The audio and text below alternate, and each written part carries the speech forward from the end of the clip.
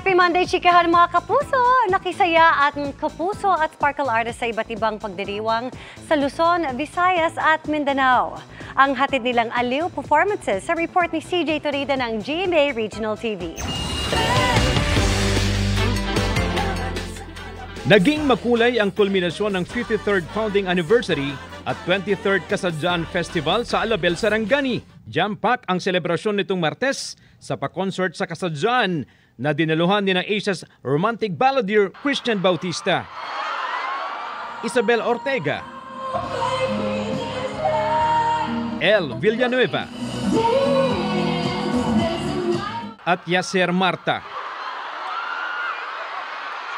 Bago yan, naging extra special din ang coronation night ng Mutya ng Alabel 2024 sa Municipal Grounds noong September 8. Ang host kasi, si Miss Universe Philippines 2019, Gazini Ganados. Naging guest performer naman si sparkle artist Christopher Martin na hinarana ang mga kandidata. From Sarangani, bumiyahe rin pa Tupi South Cotabato si Gazini para sa Mutya ng Tupi 2024. Nakasama niya si sparkle artist Aaron Villena.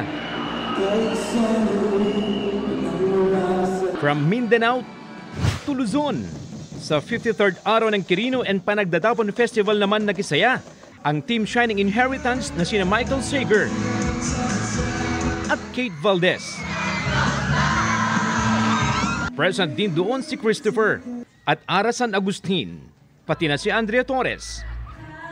Biyaheng Bicolandia naman ang Sparkle Beauty Queens na sina Rabia Mateo at Billy Hackinson na nag-host ng Miss Bicolandia 2024. Present din si unang Hirit host and kapuso artist Mateo Gudicelli, John Lucas, at abot kamay na pangarap star John Vic de Guzman. Hashtag success din ang selebrasyon ng Panubli Pista Nicolas 2024 bilang pagkilala sa patron ng bayan ng Isabela sa Negros Occidental.